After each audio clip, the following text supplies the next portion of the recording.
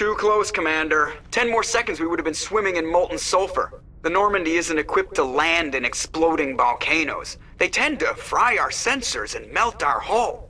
Just for future reference. We almost died out there, and your pilot is making jokes? Joker pulled our asses out of there. I think he's earned the right to a few bad jokes. I see. It must be a human thing. I don't have a lot of experience dealing with your species, Commander. But I am grateful to you.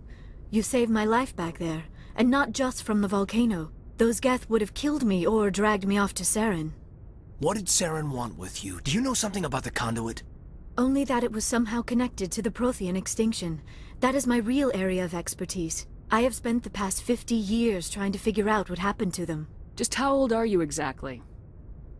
I hate to admit it, but I am only 106. Damn! I hope I look that good when I'm your age.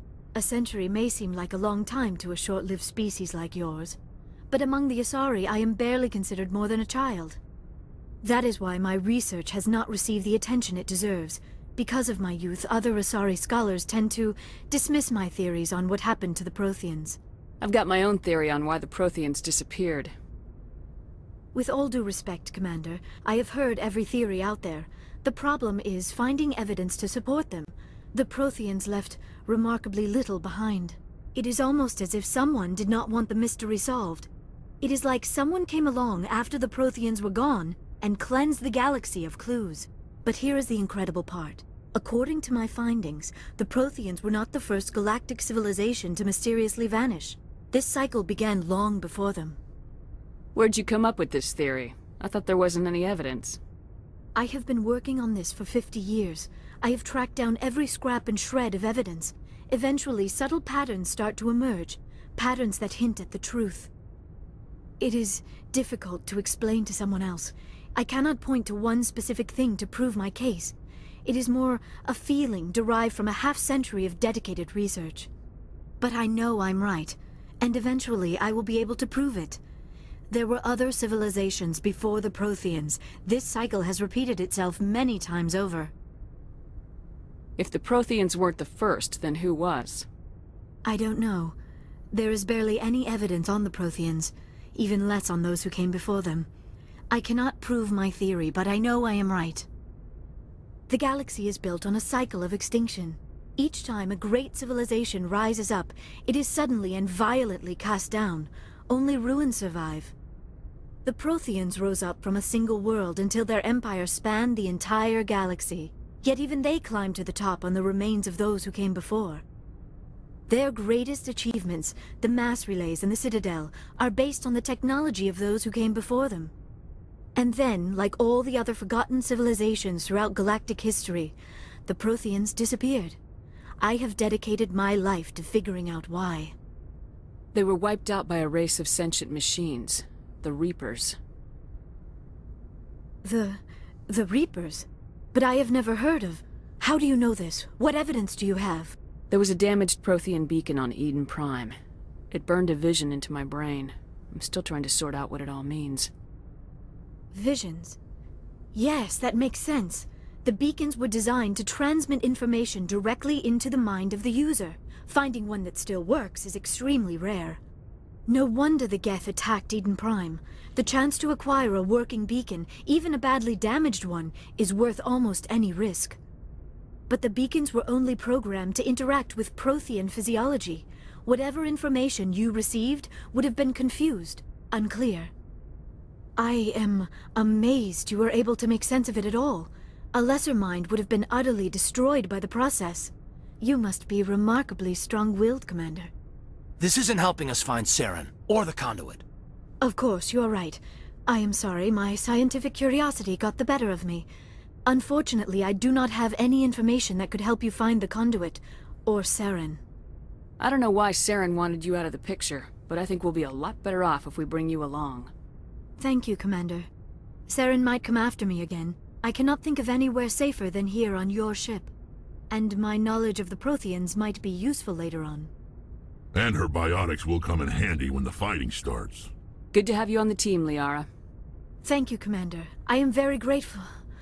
Oh, I am afraid I am feeling a bit lightheaded. When was the last time you ate? Or slept? Dr. Chakwa should take a look at you. It is probably just mental exhaustion, coupled with the shock of discovering the Prothean's true fate. I need some time to process all this.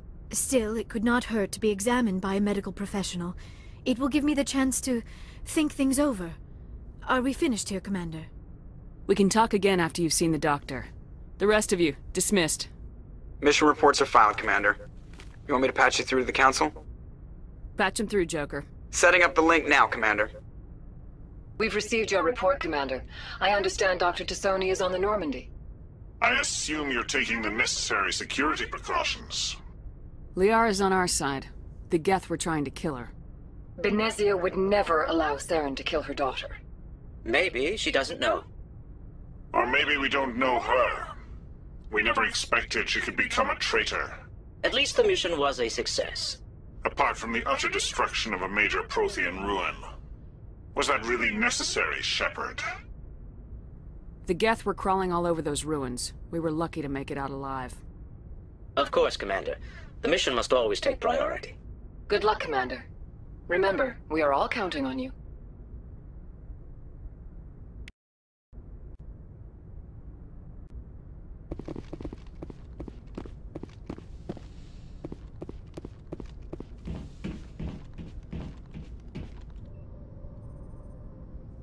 If anyone has to take over for Captain Anderson, I'm glad it's you. I'm not sure about having non-humans on our ship, though. We're all on the same team here, Presley.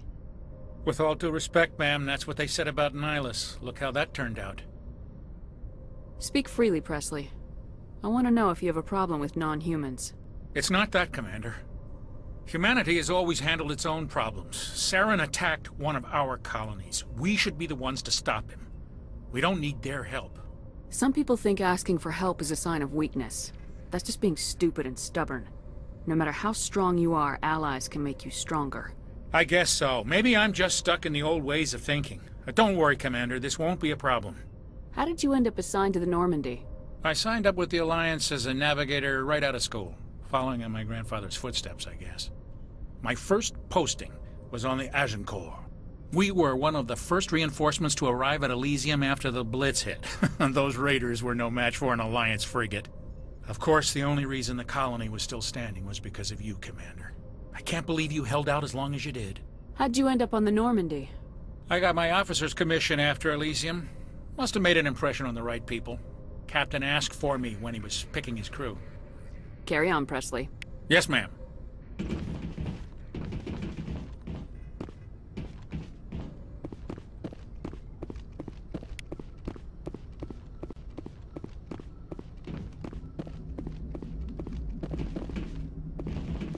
I prefer gold to silver, you know, for my medal. I figured you'd recommend me for one since I, pulled your boots out of the fire. If we present you with a medal, you'll end up sitting on stage listening to politicians make speeches for a couple of hours. That's a good point. They'd probably make me shave, too. I spent the last 7 weeks working on this baby. No medal's worth that. So, Commander, why don't you tell me why you're really here? I have to go. All right, see you.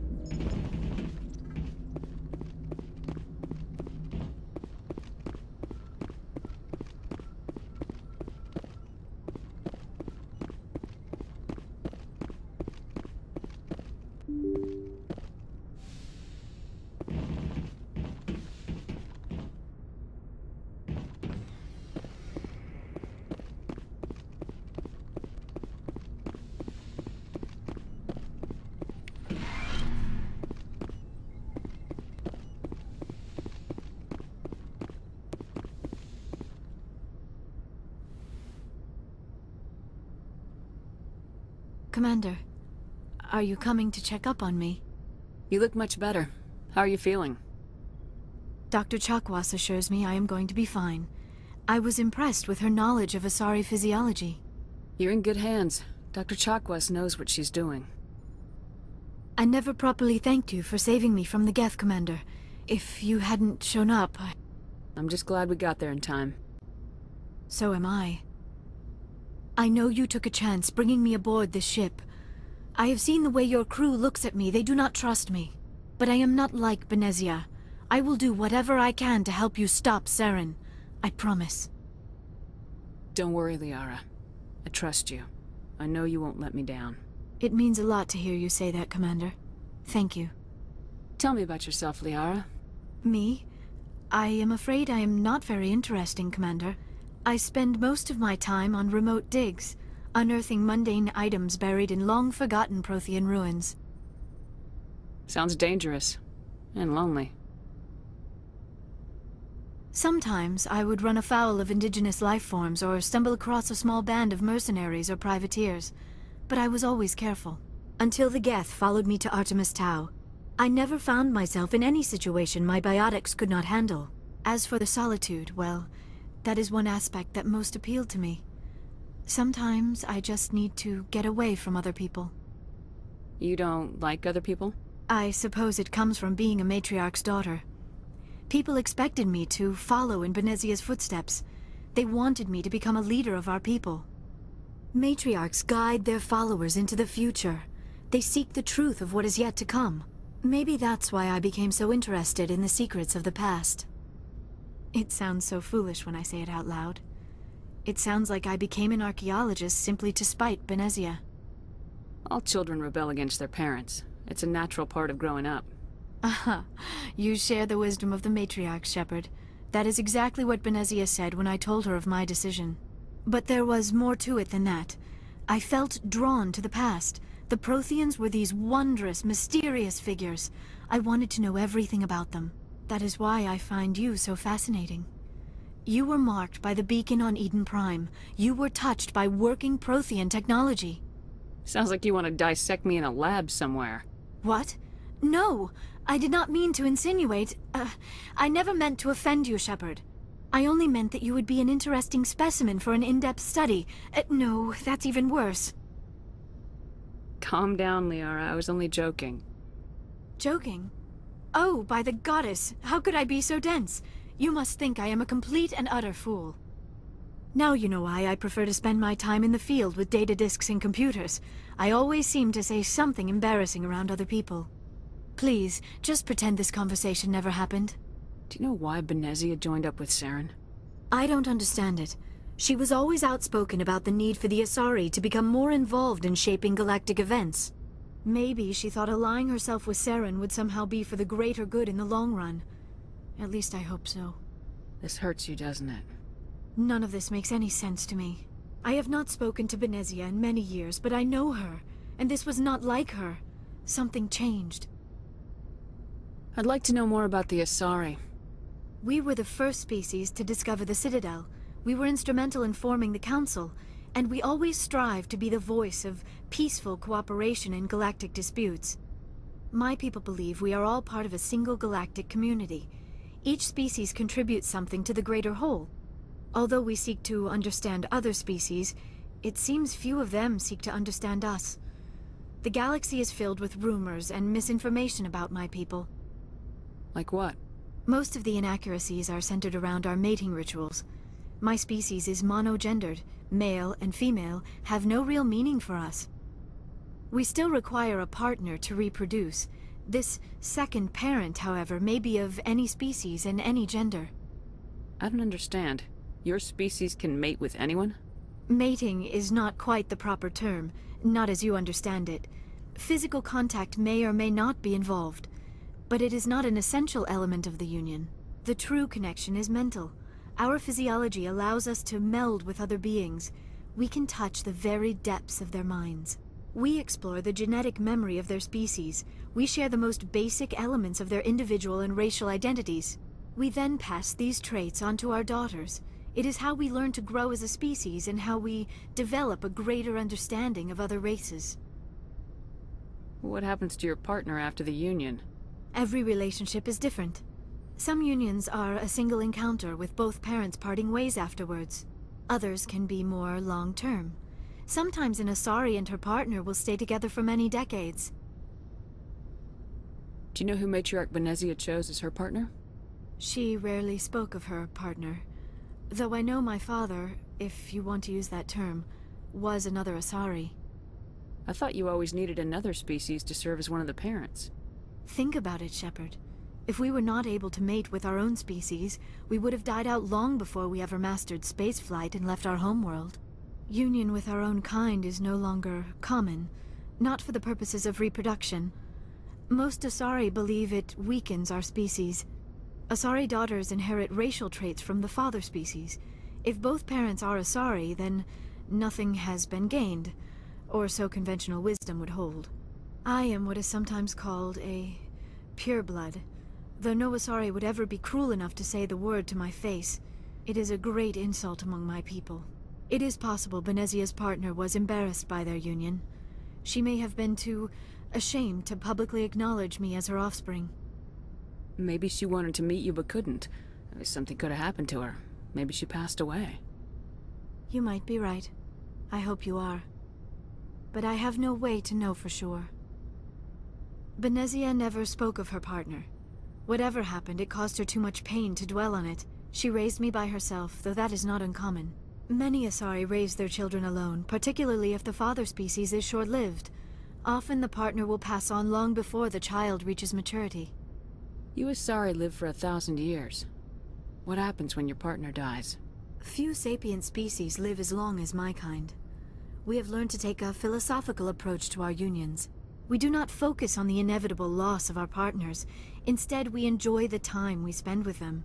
And even after they're gone, a part of them lives on in us. The union is a connection that transcends both time and space. I should go. Goodbye, Shepard.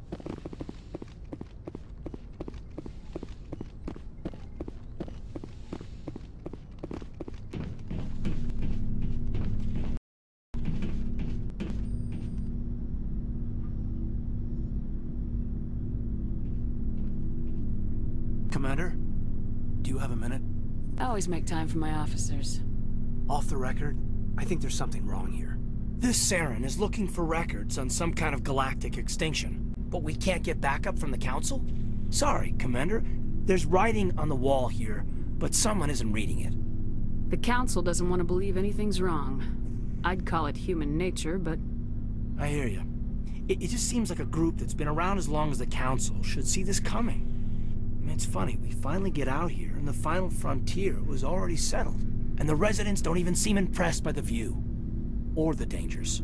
Well, well. You're a romantic. Did you sign on for the dream, Malenko? Secure a man's future in space? Yeah, I read a lot of those books when I was a kid, where the hero goes to space to prove himself worthy of a woman he loves, or, you know, for justice. Maybe I was a romantic in the beginning, but I thought about it after brain camp.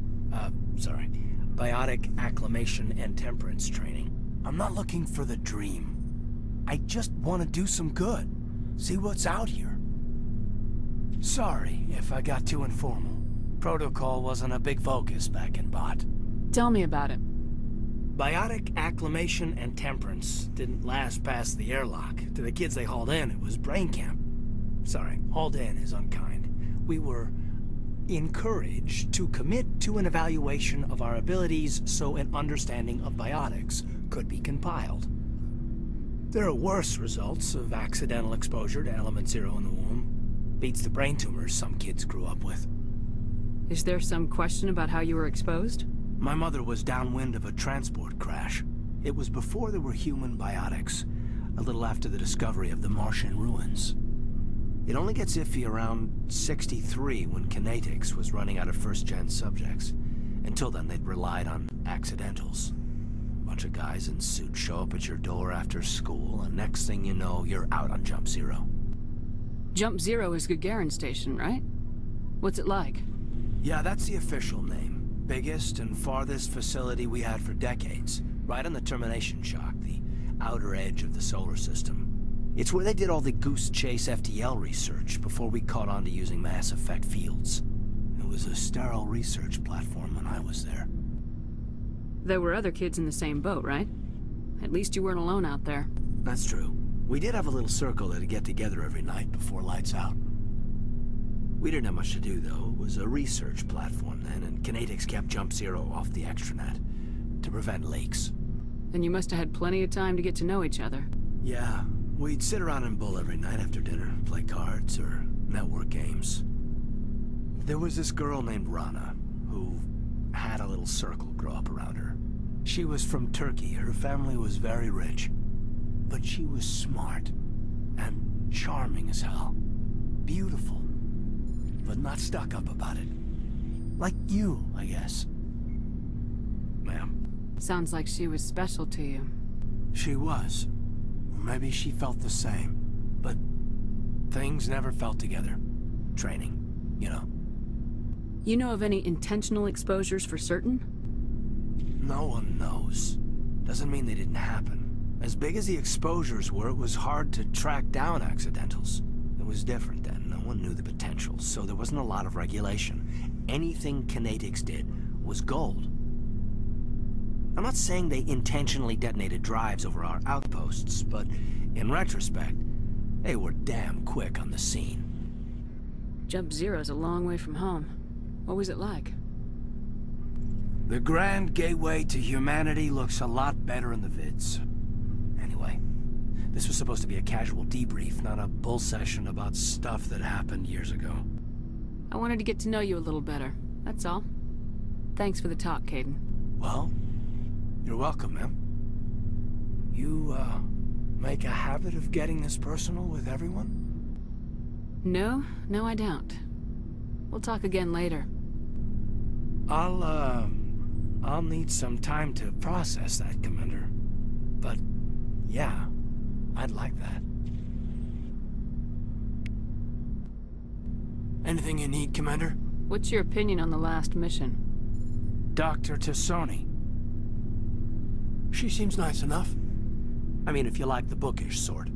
Any intentions there, Lieutenant? None, Commander. I prefer adventurous women. Just trying to get a sense of where the crew's at. Thoughts? I've wasted enough of your time for now, Commander.